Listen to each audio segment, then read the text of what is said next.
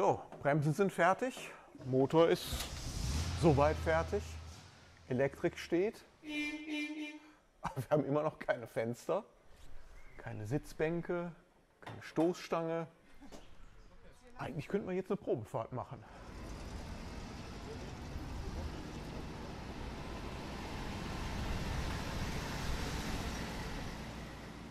Guten Morgen, liebe Kinder. Wir haben den Samba aufgeladen und durch den Zoll gebracht. Das muss man ja jetzt machen. Der Brexit ist es schuld. Es war eine sehr aufreibende Sache und das geht mir ziemlich auf den Sack, dass der Brexit so viel kaputt gemacht hat. Wir sind hier in einem ganz furchtbaren, verwanzten kleinen Hotel ohne Personal. Und wenn man hier aus dem Fenster guckt, ja,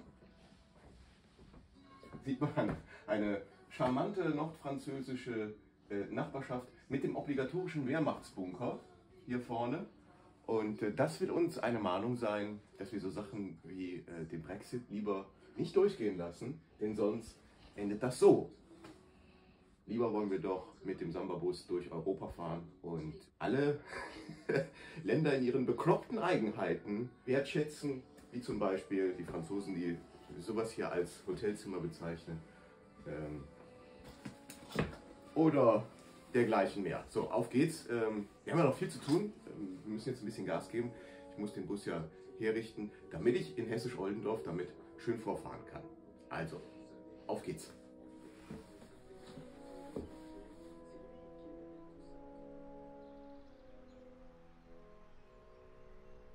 Endlich sind wir jetzt nach ewig langer Fahrt von Calais wieder in Bonn angekommen und ich bin schon einigermaßen beruhigt, dass das jetzt geklappt hat, dass wir diesen Zoll hinter uns gebracht haben und dass wir das Baby jetzt nach Hause bringen. Hallo.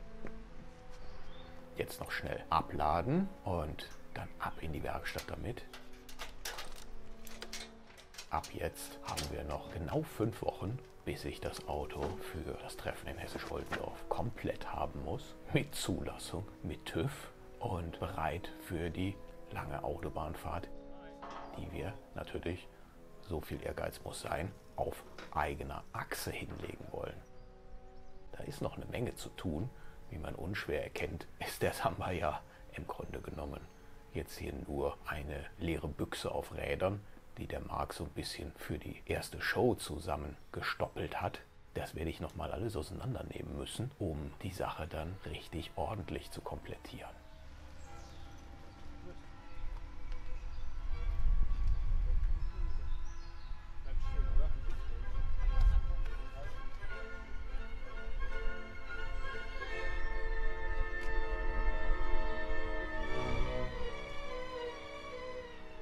Marc, der kleine Scherzkeks, hat seine To-Do-Liste, was er noch alles an dem Bus machen muss, hier oben aufs Dach mit Bleistift hingeschrieben. Ich glaube, das lasse ich, das kommt nicht weg, denn das ist irgendwie schon ein nettes Detail der Samba-Geschichte und gehört irgendwie dazu.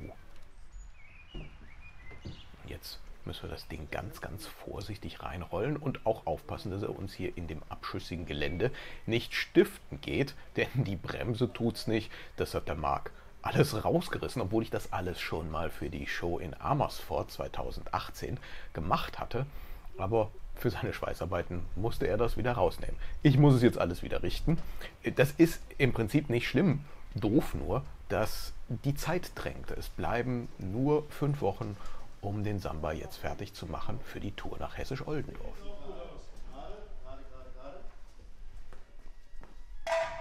Und da muss ich jetzt richtig Gas geben. Zunächst mal aber müssen wir jetzt das Auto ausladen und den Hänger leer machen. Der Werner will ja auch nach Hause und das hier sind Teile, die ich teilweise für den Entfallteiledienst eingekauft habe und teilweise natürlich für den Samba. Gut, jetzt läuft die Uhr. Jetzt läuft die Uhr. Ja, jetzt geht's los. Genau. Werner, vielen, vielen Dank. Ich danke.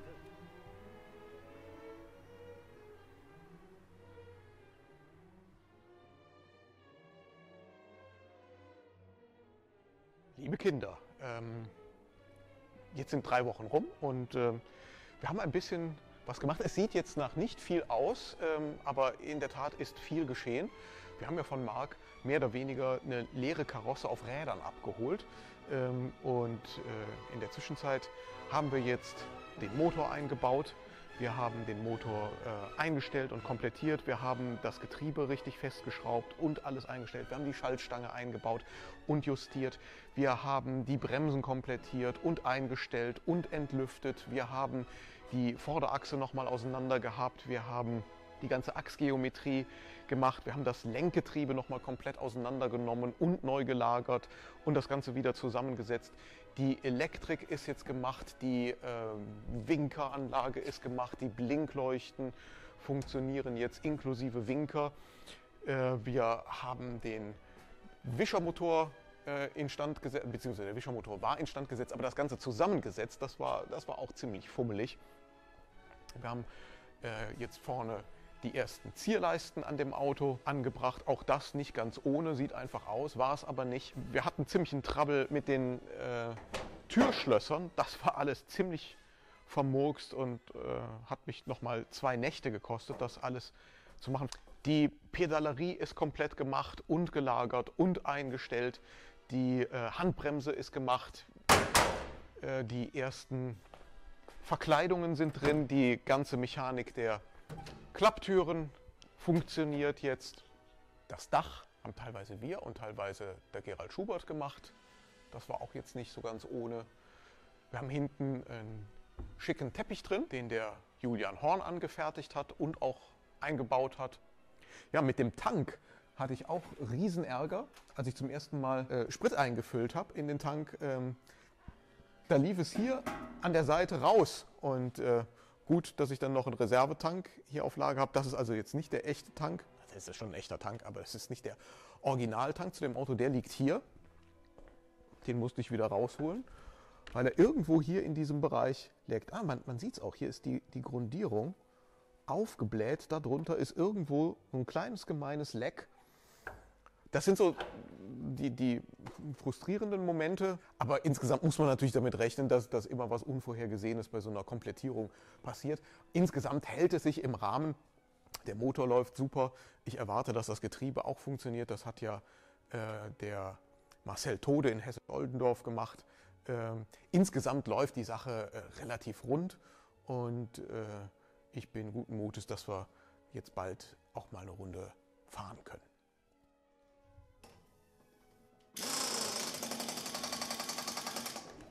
So, Bremsen sind fertig, Motor ist soweit fertig, Elektrik steht, aber wir haben immer noch keine Fenster, keine Sitzbänke, keine Stoßstange, aber das Dach ist jetzt soweit komplettiert.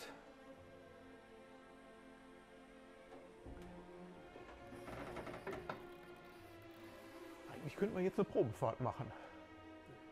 Meinst du? Das ist natürlich gewagt in dem Look hier. Aber ich glaube, am Samstagabend hat die Polizei auch was anderes zu tun, als harmlose Schrauber zu behelligen. Hol ich mal die Nummern.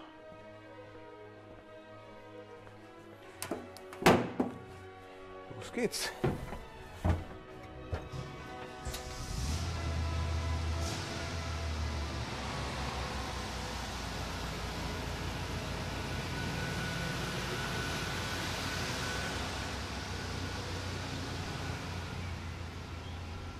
So, auf geht's. Jetzt wird es sehr spannend.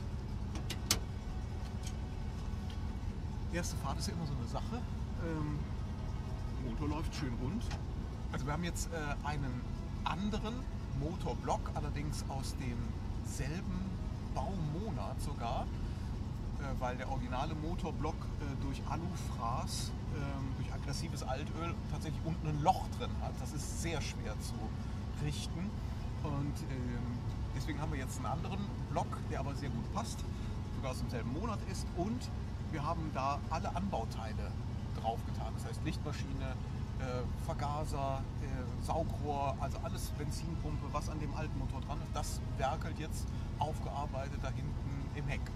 Das haben wir aber ja alles schon in Amersfoort ausprobiert und wissen, dass das so leidlich funktioniert. Nur jetzt kommt die Probe aufs Exempel, dass wir es mal im richtigen Straßenverkehr auschecken, was wir in Amersfoort nur mit der Runde übers Gelände getestet haben. So, wollen wir mal gucken, wie das hier so geht. Er ist natürlich jetzt super agil, weil er so leicht ist, ohne die Scheiben und ohne Sitze. Der fährt ja fast so leichtfüßig wie ein Käfer. Ups, da die Katze, die nehmen wir nicht mit. Guckt aber sehr interessiert.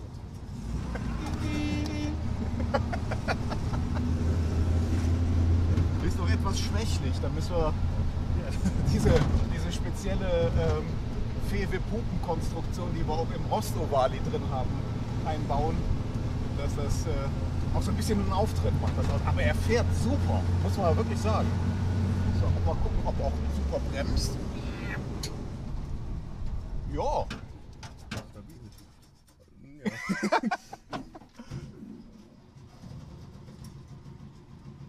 Das war zu abrupt gebremst. Was haben wir jetzt? Mach bloß die Kamera aus. Bremst, dann bremst er richtig.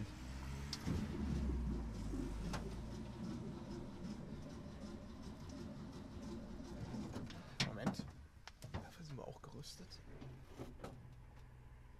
So, drück mal drauf.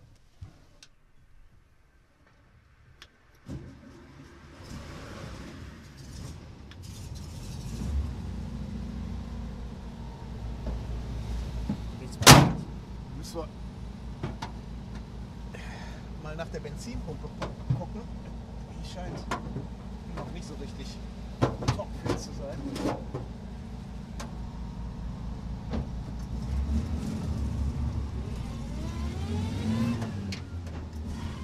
Dieser kleine Aussetzer der Benzinpumpe ist nun wirklich nichts Dramatisches. Das kann man schnell reparieren und genau dafür sind ja so Probefahrten auch da, dass man dann weiß, wo man nochmal im Detail ran muss. Im Großen und Ganzen aber klappt das hier wirklich erstaunlich gut und wir sind ja jetzt zum ersten Mal wirklich mit dem Auto auf der Straße. Bisher waren wir ja nur auf dem Festivalgelände in Amersfoort unterwegs und ein bisschen im Freilichtmuseum in Kommern, aber hier sind wir dann zum ersten Mal auf der Straße und können das Auto mal ein bisschen ausfahren. 24. Ja, die begeistert betrunkene Bonner Bevölkerung feiert den Samba ab, so ist das recht. Und jetzt fahren wir mal ein bisschen durch die sogenannte Bonner Altstadt, die ja gar nicht die Altstadt ist, sondern die Nordstadt. Das ist ja nur ein Marketing-Gag. Hier geht's vorbei.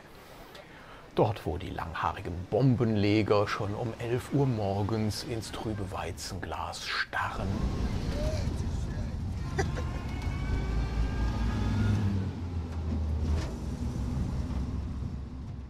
Wunderbar. So, jetzt müssen wir ein bisschen tanken, denn wir fahren ja auch richtig.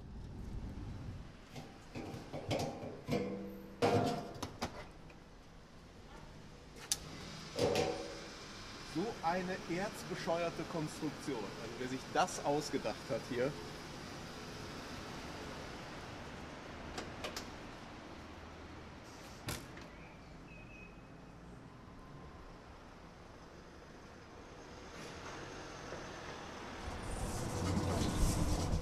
So, inzwischen ist die Sonne untergegangen.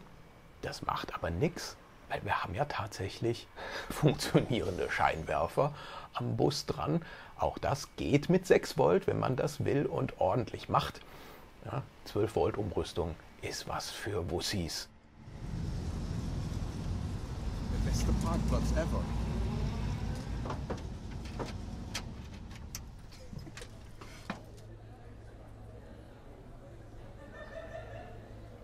Jetzt haben wir Hunger und die Probefahrt hat ja auch prima geklappt. Dann gehen wir jetzt was essen und dann checken wir mal hier die Sushi-Bar aus und gucken mal, wie die Leute, während wir uns lecker Fische reinziehen, auf den Bus reagieren. Als nächstes steht jetzt natürlich die weitere Komplettierung auf dem Programm. Die Fenster müssen rein, die vordere Stoßstange muss dran. Das muss ja alles so sein, dass wir jetzt auch über den TÜV kommen, aber da sehe ich jetzt keine größeren Schwierigkeiten mehr mit. Der einzige Punkt ist, dass ich mich sehr beeilen muss, denn die Zeit rennt weg und Hessisch-Oldendorf lässt sich nun mal nicht verschieben. Aber das wird schon irgendwie gelingen und im nächsten Video, da zeigen wir euch dann, wie wir hoffentlich heil in Hessisch-Oldendorf mit dem Auto ankommen.